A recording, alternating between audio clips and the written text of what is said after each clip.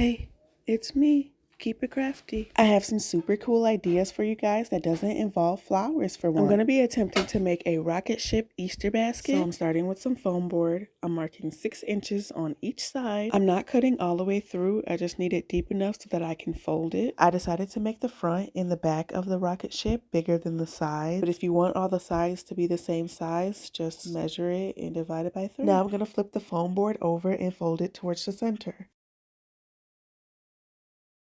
Once I finish cutting and folding each side, I repeat the process on another piece of foam board. On the second piece of foam board, I marked 2 inches from the top and bottom. On the foam board that I marked 2 inches from the top and the bottom, I am adding this galaxy paper. I couldn't find any galaxy poster boards, so I ended up painting it myself, and it actually turned out so good. So now I'm attaching the other foam board using a piece of tape. This step needs to be done before adding that last piece of galaxy paper. Now I'm adding some windows. I'm doing a big oval for the first one, and then 2 smaller circles down below. Once our windows are done, we're gonna need to cut out 2 hexagons. So to get my hexagon, I just stood the entire thing up, closed it, and traced the bottom of it. That was the easiest way I could think of to do it. Now I'm gluing 1 hexagon onto the bottom, and I'm finally cutting that 2-inch strip that I marked off earlier, and then I'll be attaching that to the hexagon as well. Once that strip is attached, I'm gonna stand it up and add that second hexagon. For the top of the rocket ship, I'm gonna add 1 hexagon 2 inches from the top, and then similar to the bottom, I'm gonna fold that strip over, and now I'm gonna trace it so I can get the measurements I need for the top. So once I get the shape that I need, then I'm gonna add 2-inch flaps to each side, and it should look something like this. And similar to the body of the rocket ship, I just cut it deep enough so that I can fold them over. I want my top of the rocket ship to be red, so I just cut these strips and I'm gluing it on. And then after this, I'm just gonna glue those flaps together. Making the top was the most tedious part for me. I'm guessing it's because I made the front and back bigger than the sides, so the measurements for the top are a little weird, but I eventually got it to work. For the first triangle, I just did one of the big sides. I made the bottom measurement the same, and then I found the middle of my triangle and used that to draw my other 2 sides. And then I just determined how high I wanted my top to be, so I did 6.5 inches. And then I just repeated those same steps for the other triangle, but I also took into account the triangles next to it. You definitely have to take your time with it, but it ends up looking pretty good. Now, if you don't want to go through all those steps, the Dollar Tree has these big bowls that could also be used for the top as well. So I started with tape so I would be able to make adjustments if I needed to. And once I got everything in the right spot, I went back in and added some glue. To get the hexagon piece on top, I just flipped it over and traced it. And now I can finish adding my red paper.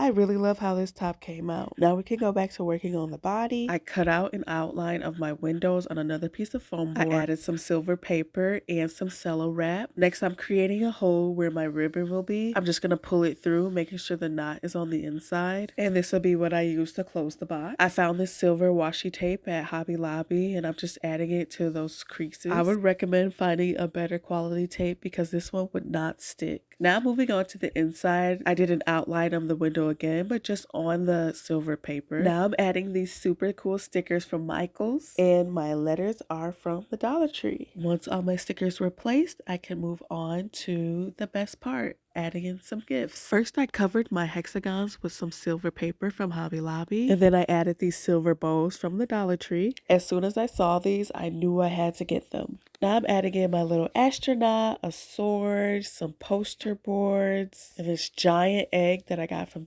TJ Maxx. And of course, this is an Easter basket, so we have to add in some candy and some eggs. I did use some glue dots to stick everything down because I wanted to be able to stand it up. Now we can close that up and complete our outside look. I'm adding in the fins in the top, and that's it. This ended up looking so cool, and I'm so happy that I decided to do it.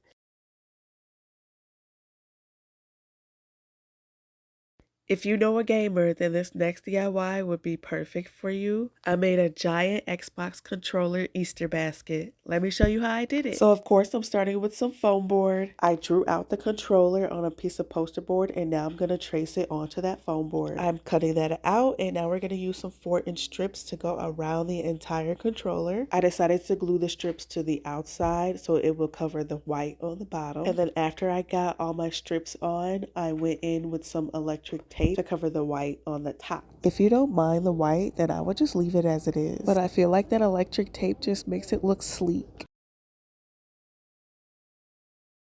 Now that I have everything covered with that black electric tape, I'm going to trace it onto another piece of foam board. Tracing it after putting the 4-inch strips on allows for a better fit. The foam board I'm using for the top is actually from Hobby Lobby. I liked that it was black all the way through, but you can also use the foam board from the Dollar Tree and just put that electric tape on it. So once I got that traced and cut out, I flipped it over and started to draw in the circles of the controller. Once the circles are cut out, you can flip it back over and we're going to be adding some cello wrap to the back. I try to pull the cello wrap really tight so it doesn't have any wrinkles. And now that that's all done, we can flip it over and place it on top of our base. It's starting to look so cool already. Now it's going to be opening from the front, so I'm adding a piece of that black electric tape to the back and the inside as well. Once the tape is on and it's opening and closing how I want it, I can start working on the inside. I found this green poster board at Hobby Lobby and it just worked perfectly with the theme. I'm gluing that around the inside and the outside of the box as well. I'm also going to be adding that green poster board to the inside of the top. So before taping it to the base of the box, I traced it onto the green poster board. Now I'm going to be creating a hole in the top and also the base of the box, and that'll be where I pull my ribbon through. To create the joysticks of the controller, I used some sombreros I found at Hobby Lobby. I just removed that string, cut about an inch at the bottom, and then I just painted the whole thing black. And this is how it turned out. You'll need 2 of those, and now we can move on to the buttons. I just cut 2 circles in an oval shape, and I painted on the pictures. And for the arrow button, I just cut 5 2-inch by 2-inch squares and added a 1-inch by 2-inch rectangle to the back of it, and that made the buttons look like they were raised. And now I'm going to add those Dollar Tree stickers to the circles. I just painted them the colors I needed and added it on. And now that the outside is complete, we can move on to the inside. I found this super cool controller blanket at Hobby Lobby. Now I'm filling in the rest of the box with this paper shred from Walmart. Now it's time to add in some goodies. I'm adding in some chips all along the side. And then I found this super cool Xbox tapestry at Hobby Lobby as well. So I added that in along with some candy, some headphones, and some little game controller shaped eggs. And of course, I'm tying my bow, and that's it. These DIYs were so fun to make. I hope you enjoyed it. And as always, don't forget to subscribe so you can always keep it crafty with me. Thanks for watching.